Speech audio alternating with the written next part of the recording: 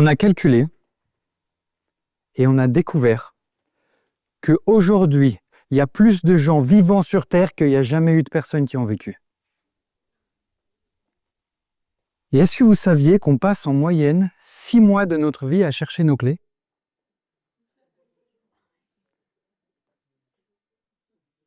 Ces deux anecdotes sont complètement fausses.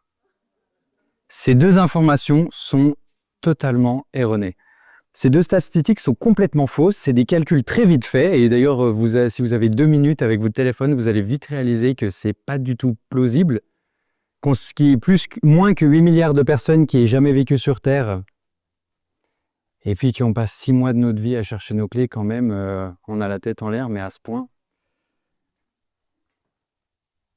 C'est facile. Je ne sais pas si vous avez vu, est-ce qu'il y en a parmi vous qui ont cru? Qui se sont dit, oh bah c'est surprenant, mais c'est marrant comme information, quoi. Ceux qui lèvent pas la main, vous êtes là, non. Je vois pas ce que tu veux dire. En fait, on estime que tous les jours, bon alors ça c'est une anecdote vraie pour le coup, on estime que tous les jours, il y a environ 1,5 milliard de fake news qui sont mises sur les réseaux. Alors là, il y en a qui disent que c'est faux. Eh ben non, j'ai la preuve. Là, c'est un article qui a été fait avec des recherches scientifiques. C'est prouvé, il y a environ 1,5 milliard. Bon, alors, à 1 ou 2 millions près, je veux dire, ça ne change pas grand-chose, mais à ce point, 1,5 milliard de fake news qui sont postées sur les réseaux chaque jour.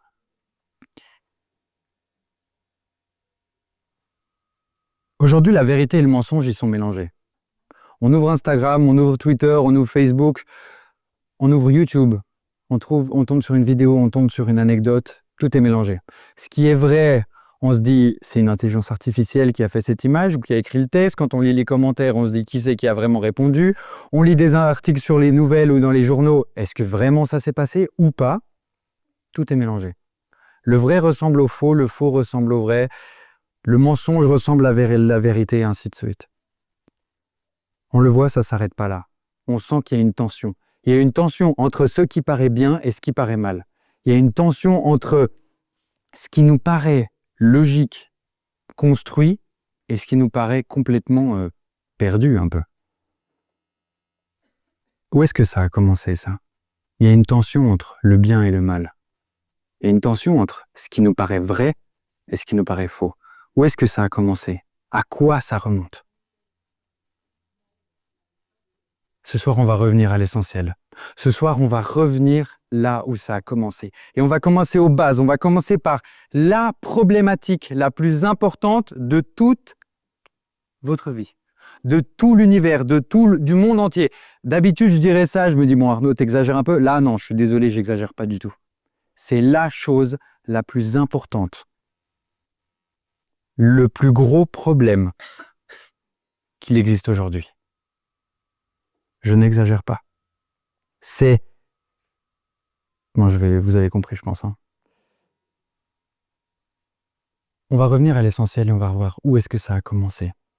Il y a un conflit. Dans la thématique la plus importante, on voit qu'il y a un conflit. Un conflit qui nous marque au plus profond de nous-mêmes et de notre vie. On sent cette tension dans notre famille, dans le travail, dans nos vies personnelles, dans les relations. Il y a quelque chose qui ne va pas. Ce conflit, il a pris racine quelque part. Peut-être que certains d'entre vous savent de quoi je vais parler. Peut-être que d'autres, non. Mais on va partir du principe que personne ne sait de quoi je vais parler. Et on va recommencer et on va repartir de zéro. On va se reconcentrer sur les bases de l'essentiel. Parce que oui, c'est ça qu'on va voir ce soir, ce qui nous concerne, et comment on a un rôle à jouer là-dedans. On va repasser au début. On recommence au début. Genèse 1, versets 1 à 4. On ne pourrait pas recommencer plus au début de ce que nous, on connaît en allant avant Genèse 1. Au commencement, Dieu créa les cieux et la terre. La terre était informe et vide. Il y avait des ténèbres à la surface de l'abîme et l'Esprit de Dieu se mouvait au-dessus des eaux. Dieu dit que la lumière soit et la lumière fut. Dieu vit que la lumière était bonne et Dieu sépara la lumière d'avec les ténèbres. On le voit. Dieu a créé les choses bonnes. Si vous voulez juste reprendre le premier chapitre de la Genèse, vous allez en retrouver d'autres. D'ailleurs, je vous ai noté toutes les références ici. Tout ce qui est bon. dans les premiers versets. Genèse 1, versets 10, 12, 18, 21, 25, 31. À chaque fois, il y a le mot « bon ». Dieu crée les choses bonnes. Meilleur que bon, on n'a pas. C'est bon. De base, c'est parfait. C'est calé, c'est comme ça. On voit que Dieu il crée les choses, qu'il n'y a aucun dérangement, tout est parfait, tout est bien organisé, il y a une cohésion parfaite, une communion, tout est logique. Et là, quelque chose vient dans ce dérangement. On va le voir qui va arriver. Dans la Bible, on voit très tôt qu'on n'est pas les seuls êtres à être dotés d'une intelligence. Peut-être souvent, on a tendance à se dire, bon, voilà, il y a nous, il y a Dieu, il y a moi et Dieu, puis voilà, il y a finalement, je suis avec mon libre arbitre, Dieu est aussi avec sa façon de faire, je ne connais pas comment il fonctionne, mais voilà, ça s'arrête là. Mais on voit très vite dans la Bible et dans la Genèse qu'il n'y a pas que ça. Il n'y a pas que Adam, Ève et Dieu. Genèse chapitre 3, verset 24. Et il mit à l'orient du jardin d'Éden les chérubins qui agitent une épée flamboyante pour garder le chemin de l'arbre de la vie. Les chérubins, c'est des anges, des êtres créés par Dieu, qui sont aux côtés de Dieu, qui sont là pour le servir. Ils ont des rôles différents. Certains, ils sont là pour protéger, comme dans ce texte, un chérubin qui agite une épée flamboyante pour garder le chemin de l'arbre de vie. Donc certains protègent. Certains sont des messagers, comme on va le voir plus tard dans l'Ancien Testament, et certains sont là pour proclamer sa sainteté. On ne sait pas vraiment beaucoup de choses sur eux. On n'a pas des descriptions de leur attitude, on a des descriptions parfois physiques, mais on n'a pas beaucoup plus d'informations là-dessus. On sait juste que la Bible elle nous parle de plusieurs anges et d'un ange en particulier. Un ange qui va devenir la thématique aujourd'hui, ce soir, de pourquoi on est en train de parler de ça. Je vous invite à prendre avec moi Ézéchiel au chapitre 28 et versets 12 à 17. Tu étais plein de sagesse, parfait en beauté, tu étais en Éden, le jardin de Dieu. Tu étais un chérubin oint chargé de protéger, tu étais parfait dans tes voies depuis le jour où tu fus créé. La suite du verset de Ézéchiel dit « Jusqu'à ce que l'iniquité soit trouvée en toi ». Tu étais beau, parfait en sagesse, bon, tu étais intelligent, placé en haut, et jusqu'à ce que l'iniquité, elle arrive chez toi. Elle soit trouvée en toi. Et c'est à ce moment que ça se passe. Ça, c'est la chute. Ça, c'est le premier problème qu'on se retrouve. Le mot qui peut être utilisé en hébreu dans ce texte peut aussi se traduire par méchanceté, injustice ou mal. L'iniquité, méchanceté ou mal. Tu étais parfait du jour où tu étais créé jusqu'à ce que la méchanceté soit trouvée en toi. Et là, on a l'origine.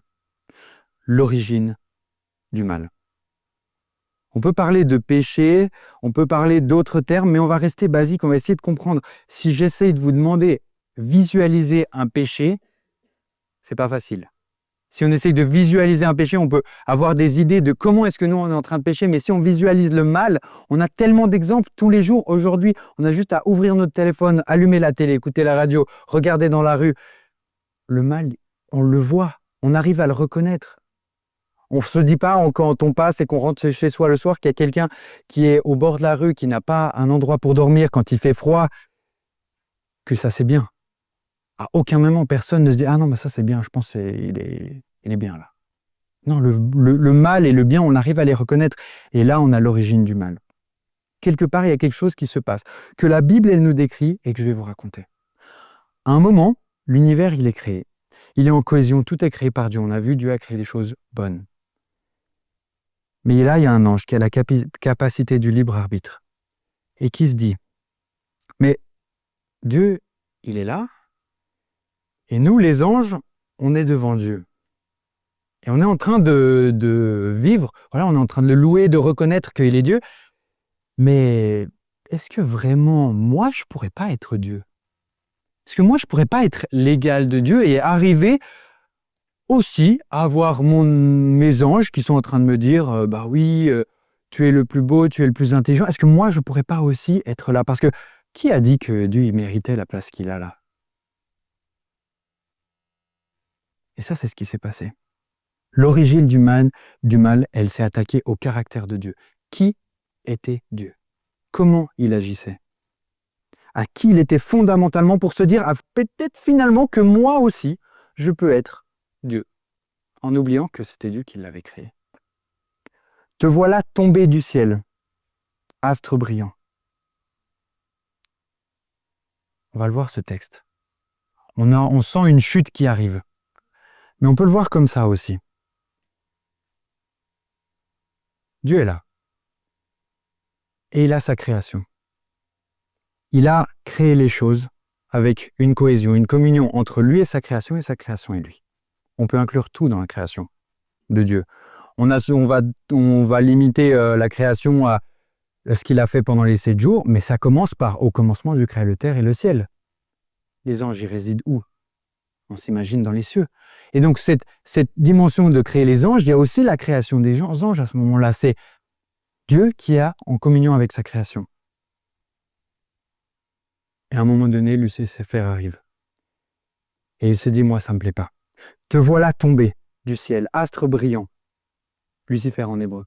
Fils de l'aurore, tu es abattu à terre, toi le vainqueur des nations. Tu disais en ton cœur, je monterai au ciel, j'élèverai mon trône au-dessus des étoiles de Dieu, je siégerai sur la montagne de l'assemblée, à l'extrême nord. Je monterai sur le sommet des nues, je serai semblable au Très-Haut. Mais tu as été précipité dans le séjour des morts, dans les profondeurs de la fosse. Vous arrivez à voir ce qui se passe? Moi aussi, je peux peut-être être plus que ce que Dieu dit que je suis. Peut-être que moi aussi, j'ai la capacité de diriger, de décider les choses. Peut-être que moi, et je, et moi, et je, et on rentre dans un égoïsme. Il y a quelque chose qui se passe là. On le lit dans le texte, Satan, il a cette jalousie de Dieu, de se dire, il veut le même rôle. Dieu et Jésus qui sont en train de régner et dit, Jésus, non, toi, t'es pas là, toi, tu dois pas être là. C'est moi. Pourquoi toi, tu as ce rôle? Mais ça devient vite clair que ce ne sera pas possible d'atteindre ce niveau. Et Satan, il le voit. Il veut devenir cet égal de Jésus, mais ça ne marche pas. Et donc, comment on peut faire pour continuer à s'attaquer? Eh bien, on s'attaque à ce que Dieu il a créé et on essaye de couper ce lien que Dieu il a avec sa création. Couper le lien dans un sens. Et à quoi on arrive? À une création centrée sur elle-même. À des hommes et des femmes et des anges qui se disent « moi, moi. »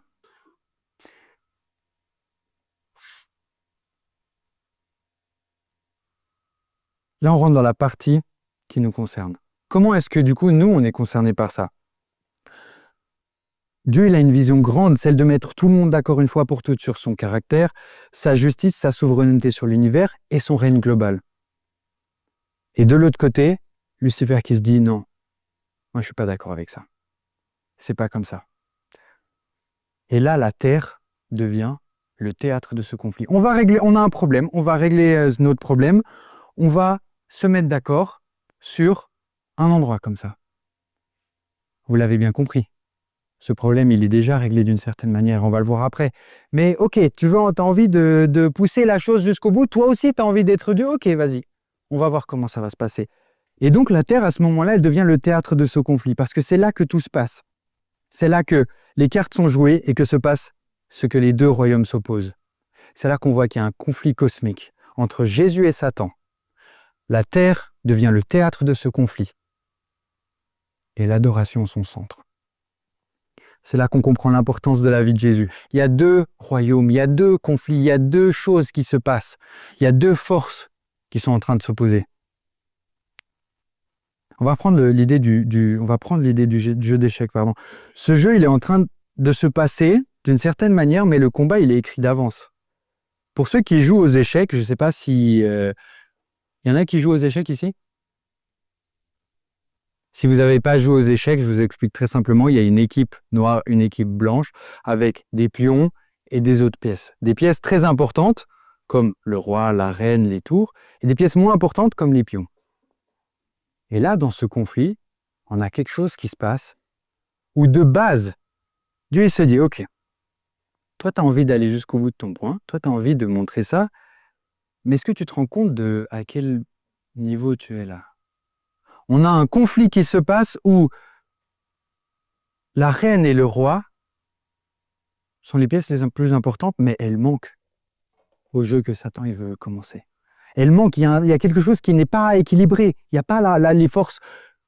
Mais ok, Dieu dit, bon, d'accord, Tu veux vraiment prouver comment ça se passe? Alors on va y aller.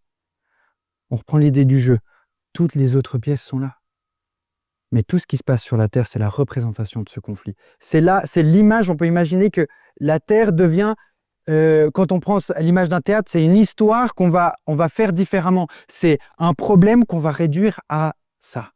Ok, le problème, il est global, il est dans l'univers en entier, mais il est là. On le voit physiquement qui se représente ici. 1 Corinthiens 4, verset 9. Car il me semble que Dieu a fait de nous apôtres les derniers des hommes, des condamnés à mort, en spectacle pour le monde, pour les anges et pour les hommes. Colossiens 2, 15. Il a dépouillé les dominations et les autorités, il les a livrées publiquement en spectacle en triomphant d'elles par la croix. La terre aujourd'hui, elle est un spectacle. Non pas un spectacle de on regarde et puis on va s'amuser, mais un spectacle qui représente la problématique de l'univers. C'est pas comme si on a des problèmes de l'autre côté de l'univers qui sont juste là-bas, qui restent là-bas, mais c'est-à-dire on va concentrer le plus grand conflit de tous les temps à un endroit. On va voir pourquoi. On a vu l'origine du mal, et maintenant on peut parler du fonctionnement du mal. Dans le monde, on voit que ce qui se passe qui va mal, les guerres, les tristesses, les souffrances. Toi et moi, on voit déjà les difficultés dans nos vies, dans les relations, dans le travail, à la télé, les réseaux, envahir les infos. Je me souviens pendant le Covid, cette déclaration d'Emmanuel Macron qui dit « Nous sommes en guerre ». Et là, on n'en est pas loin d'avoir des problèmes en Europe. On voit qu'il y a de nouveau quelque chose qui se passe. C'est pas bien. Ce mal, il est en train de fonctionner. Comment est-ce qu'il est en train de fonctionner? Quand on voit ça, il y a une question qui vient, et d'ailleurs, c'est une problématique qui souvent, on m'a posé la question, je pense qu'on vous l'a aussi posé la question, si Dieu, il existe, pourquoi le mal? Est-ce que quelqu'un l'a déjà entendu cette question ou se l'est déjà posée? Si Dieu, il existe, pourquoi il y a autant de souffrance? Et là, on voit la tactique la plus claire que Satan il est en train d'utiliser. Il y en a beaucoup qui l'utilisent dans ce conflit. Il y en a beaucoup qui l'utilisent dans cette terre aujourd'hui. Il y en a beaucoup qui est en train d'utiliser aujourd'hui, dans ta vie, pour te détourner, pour que tu oublies ce qui est important.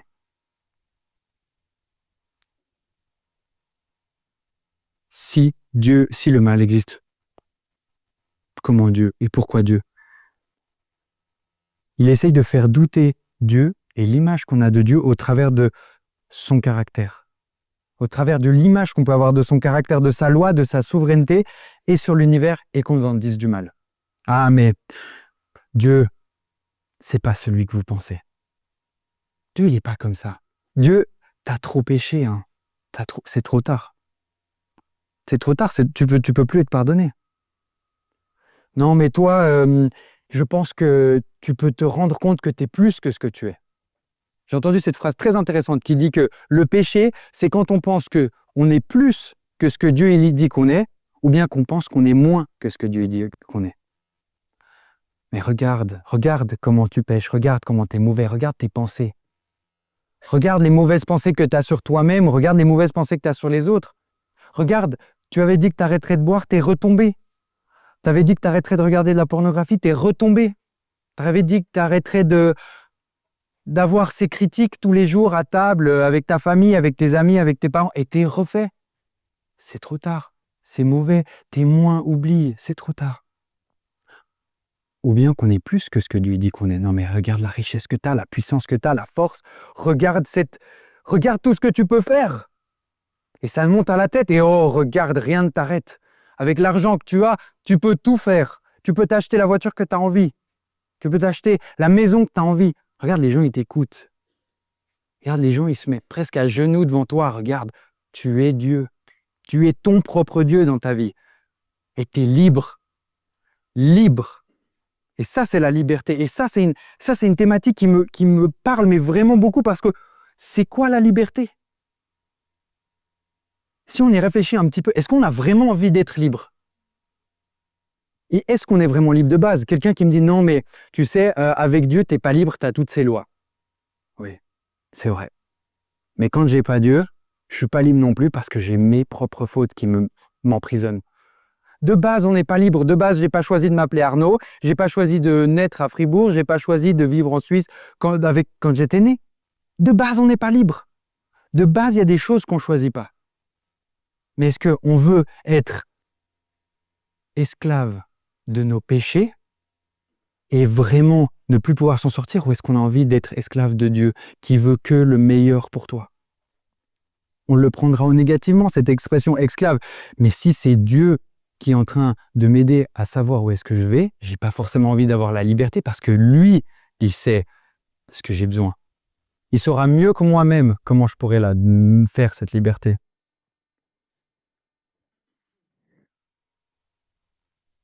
Toi, être humain, tu es plus ou moins que ce que Dieu dit que tu es. Tu vaux rien. Ou bien t'es tellement retombé que Dieu il a arrêté de te pardonner. Une autre chose que Satan il utilise et qui pour moi est dans ce conflit est folle à quel point ça marque pas tant que ça. Est-ce que vous avez, ça c'est vraiment, je dois vous dire, c'est une des choses qui m'impacte le plus. Est-ce que vous avez déjà vu cette série?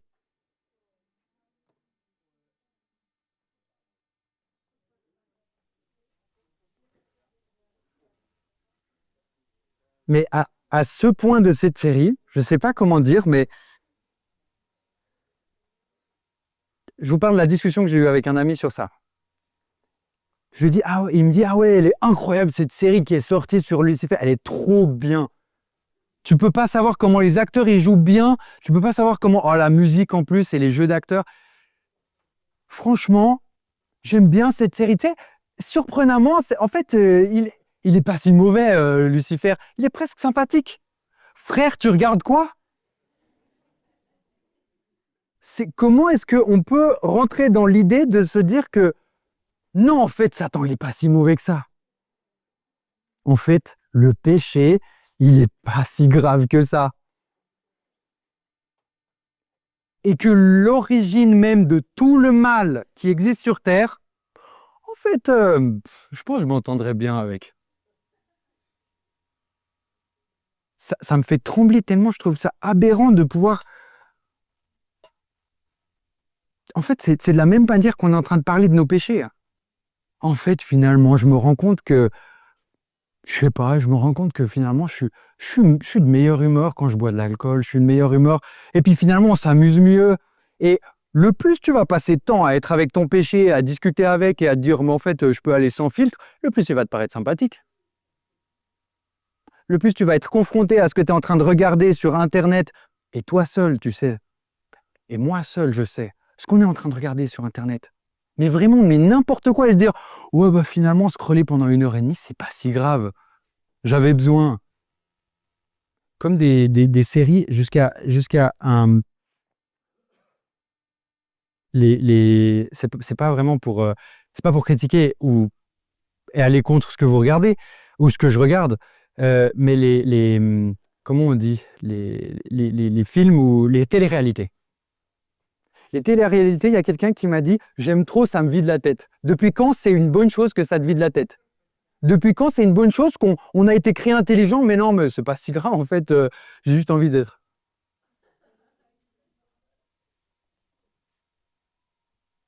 L'intelligence est l'enjeu des combats. Le combat entre Christ et Satan a pour enjeu l'intelligence des hommes.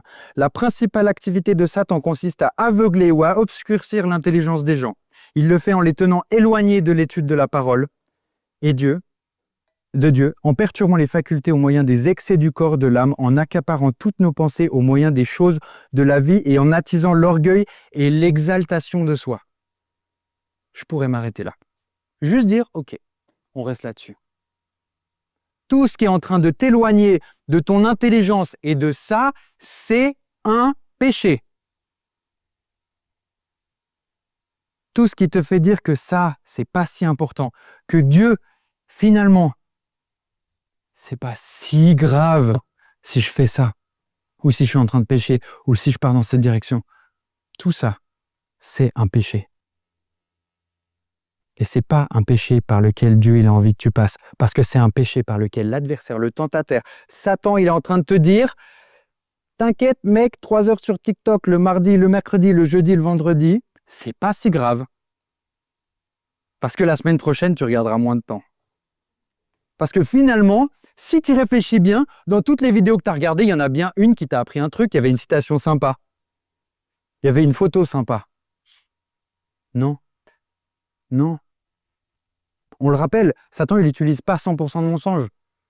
90% de bonnes choses, 95% de bonnes choses, 98% de bonnes choses, et là, en 2%, il te fait, et voilà.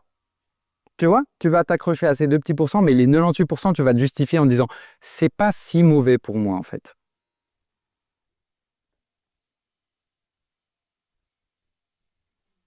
Heureusement, j'ai une bonne nouvelle. Et heureusement, la Bible, elle a une bonne nouvelle pour nous. Il y a une obsolescence programmée. Dès le début qu'on m'a vendu ce téléphone, on savait qu'il ne me durerait pas plus que 4-5 ans. C'est ça l'obsolescence. Dès le début que le mal il est apparu, Dieu il a dit, ça ne va pas durer plus que tant de temps. Parce qu'à la fin, ça ne peut pas continuer, ça ne peut pas être prospère. Est-ce qu'il y a des lecteurs ici? Est-ce qu'il y a des gens qui lisent beaucoup? Quand même, il y a des mains qui se lèvent. Je me souviens que quand j'étais petit, je lisais des livres et à un moment donné, j'étais tellement stressé, je ne sais pas si vous avez déjà arrivé, ça vous est déjà arrivé d'être comme ça. Vous êtes en train de lire, mais vous n'avez pas envie de voir la fin de ce que vous êtes en train de dire parce que c'est suspense, quoi. Il faut lire. Bon, ceux qui ne vous lisez pas, vous ne pouvez pas savoir, mais les films. Qui c'est qui regarde les 5 dernières minutes du film pour savoir comment ça va se terminer? Est-ce que le personnage que j'aime bien, à la fin, il est encore en vie? Parce que sinon, les gars, je ne regarde pas. Heureusement, on n'a pas ce problème avec ça. Avec le problème du grand conflit, du conflit entre Satan et Jésus, il n'y a pas ce problème. Ce suspense de la fin, est-ce qu'il va gagner? Est-ce qu'il ne va pas gagner? On s'accroche pour savoir. Est-ce que je suis dans le bon camp? Non, il n'y a pas. Après ce tableau noir, on a une bonne nouvelle. Dans le cours de cette série qui retourne à l'essentiel, aux bases, aux choses qui sont les plus importantes, on aura largement le temps d'y passer sur ce temps, sur cette solution, sur comment est-ce que ce grand conflit va être réglé. On aura l'occasion de voir plus en détail les mots, par exemple, de Genèse 3,15. « Je mettrai l'hostilité entre la femme et toi et sa descendance et la tienne. La sienne t'écrasera la tête, tandis que tu les détruiras le talon. » C'est le même mot, écraser, détruire. On peut les traduire différemment, mais c'est le même mot. On aura l'occasion de voir des choses comme ça. On aura l'occasion de voir comment est-ce que ça va être résolu, comment est-ce qu'on peut vivre dans notre vie de tous les jours, comment est-ce qu'on peut prendre le sabbat. Qu'est-ce que le sanctuaire, ça veut dire pour moi? Dans ce grand conflit, dans la situation avec Satan, c'est quoi l'état des morts? Qu'est-ce qui devient après la vie? Quand est-ce que Jésus revient? Et comment est-ce que je peux te sauver? Toutes les thématiques qu'on va aborder dans cette série de l'essentiel. On aura l'occasion de voir plus. Mais ce qu'on va vous dire, c'est que Satan, il a perdu le combat. C'est fini. Il l'a perdu le moment où Jésus, il est mort et il a été ressuscité sur la croix. Là, ça a été la fin. Avec la résurrection de Jésus, ça a été la fin du doute de se dire « Ah, mais Dieu l'avait déjà promis là que ce serait fini. » Mais on a besoin de le voir. Et là encore aujourd'hui, on doute, est-ce que vraiment, peut-être que si je pêche, c'est pas si grave parce que finalement, peut-être que Dieu ne regarde pas ou qu'il n'existe pas ou je sais pas. C'est quoi qui vous rassure? C'est quoi qui me rassure? Si Dieu est la vie, si Dieu est la vie et qu'on ne choisit pas Dieu, on choisit la mort. C'est pas une question de si je choisis pas Dieu, je vais choisir Satan. Non. Satan, il a juste décidé de voir Dieu et il a dit bah moi je vais de mon côté. Et puis je vais essayer de tirer le plus de personnes avec moi quand je le fais. C'est pas une question de dire je vais aller rejoindre le camp de Satan, c'est juste de se dire je vais pas rejoindre Dieu. Si Dieu c'est la vie, qu'on rejoint pas la vie, on rejoint la mort, c'est clair. C'est basique. Et c'est comme ça. C'est pas une punition, mais simplement une conséquence de nos choix. Simplement une conséquence de ce qu'on va décider de se dire est-ce que je vais avec Dieu ou est-ce que je vais pas avec Dieu? Est-ce que je vais avec la vie, avec celui qui m'a créé, avec celui qui m'apporte tous les jours le réconfort, la confiance, la foi, la persévérance, l'humilité, la patience? Ou bien est-ce que moi, je fais mon propre chemin parce que moi, je suis plus intelligent et je sais mieux qu'est-ce qui est bon pour moi?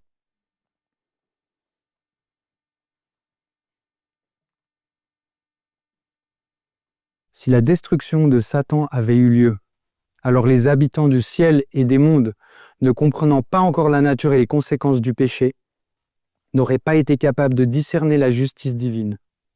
Si l'ange rebelle avait été immédiatement exclu du nombre des vivants, beaucoup d'êtres auraient servi Dieu par crainte plutôt que par amour. Quand Ellen White a écrit ça, elle a bien su qu'il y en a qui se diraient « Ah, si Dieu il existe, si ton Dieu il existait vraiment, le mal il serait pas là. » Si tu es en train de me dire cette phrase, c'est justement parce que Dieu il a décidé de te laisser libre de choisir pour que toi tu fasses ta propre décision et que tu ne sois pas un esclave. Si tu aimes quelqu'un, tu ne vas pas l'enfermer dans ta cave. Si tu aimes quelqu'un, tu vas lui donner la liberté de se dire « Moi, j'ai envie que tu m'aimes par choix, pas parce que je suis en train de te forcer. » Si votre intelligence, si ChatGPT vous dit « Je t'aime » parce que vous lui avez dit de lui dire « Je t'aime », il n'est pas en train de vous aimer. L'amour, il est libre. L'amour, il est libre. Et si Dieu, il a décidé de nous laisser avoir ce choix, c'est pour nous donner cette liberté et parce qu'il nous aimait. J'aimerais conclure avec cette histoire de la Bible et je vous laisserai là-dessus. Jésus leur proposa une autre histoire. Et il dit, le royaume des cieux est semblable à un homme qui a semé une bonne semence dans son champ. Mais pendant que les gens dormaient, son ennemi vint, sema de l'ivraie parmi le blé et s'en alla. Lorsque l'herbe eut poussé et donné du fruit, l'ivraie parut aussi. Les serviteurs du maître de la maison vinrent lui dire, Seigneur, n'as-tu pas semé une bonne semence dans ton champ? D'où vient donc qu'il y ait de l'ivraie? Il leur répondit, c'est un ennemi qui a fait cela. Et les serviteurs lui dirent, veux-tu que nous allions l'arracher? Non, dit-il. De peur qu'en arrachant l'ivraie, vous ne déraciniez en même temps le blé. Laissez croître ensemble l'un et l'autre jusqu'à la moisson. Et à l'époque de la moisson, je dirai au moissonneur, arrachez d'abord l'ivraie et liez-la en gerbe pour la brûler. Mais amassez le blé dans mon grenier.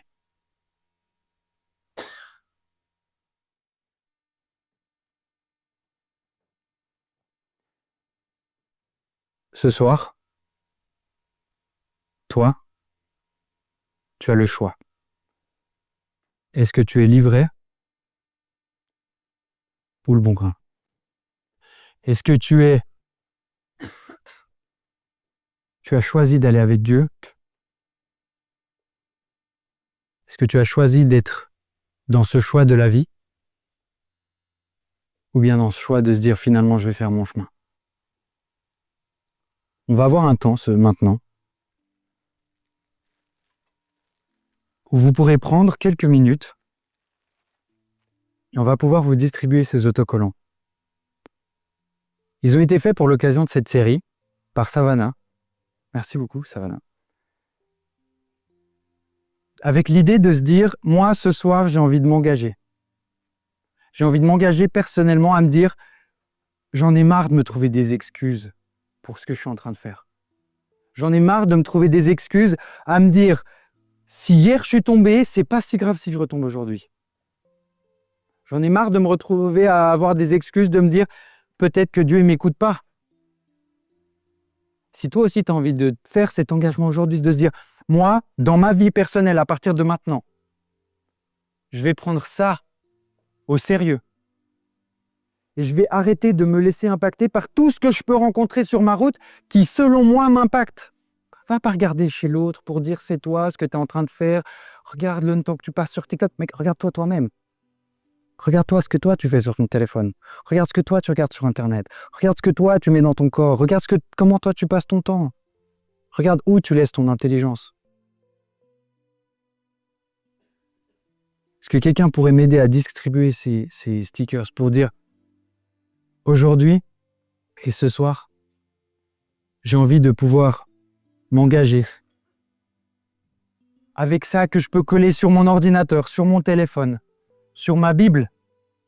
Si vous avez une Bible comme ça, il y a même des espaces là où vous se dire, c'est pas ce que je vais mettre en priorité dans ma vie de cet autocollant, mais ça sera juste un rappel, un symbole que l'essentiel dans ma vie, c'est Jésus. Que l'essentiel dans ma vie, c'est la place que je vais laisser à Dieu. Et l'essentiel, ce sera ce choix que je vais faire.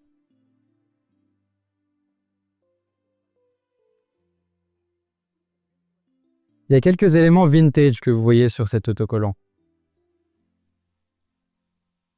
Quelques éléments qui se disent, mais ça paraît d'un autre temps. Ça paraît d'un autre temps où la distraction et l'attaque à l'intelligence, elle était faite différemment. Merci beaucoup. Pensez à ça. Pensez à quoi vous passez votre temps. Pensez à ce conflit qui est en train de se passer et de se dire, où est-ce que je suis en train de mettre mon énergie? Est-ce que je suis en train de mettre mon énergie à défendre ce que Satan il est en train de mettre dans ma vie? Ou bien est-ce que je passe mon énergie à me dire, non, c'est fini. Je coupe. Bien sûr que tu vas pécher encore et encore. Demain, ce soir, après-demain, ça va encore arriver. Tu vas retomber. Mais est-ce que dans ce grand conflit, tu te positionnes en disant « Je suis dans le camp des vainqueurs. Je sais que Dieu a gagné d'avance, il m'a fait cette promesse. Au travers de Ève, au travers de Jésus, de ce qu'il a dit à Ève, de ce qu'il a fait au travers de Jésus. Est-ce que je m'accroche à ça ou bien est-ce que je m'accroche à moi-même? Et je me retourne sur moi-même et je regarde à moi, à mon péché, et je me dis que finalement j'ai trop péché pour que ce soit rattrapé.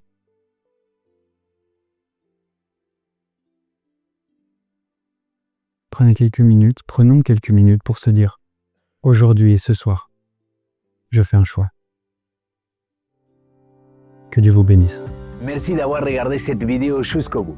Si elle t'a inspiré ou touché, n'hésite pas à liker, à partager et surtout t'abonner pour ne rien manquer. Rejoins la famille Vivo pour des messages qui t'inspirent, t'aident à avancer chaque semaine. Dis-nous aussi en commentaire ce que tu as retenu ou aimé dans cette vidéo. Je te dis à très bientôt pour une nouvelle vidéo. Reste connecté avec notre Seigneur Jésus-Christ.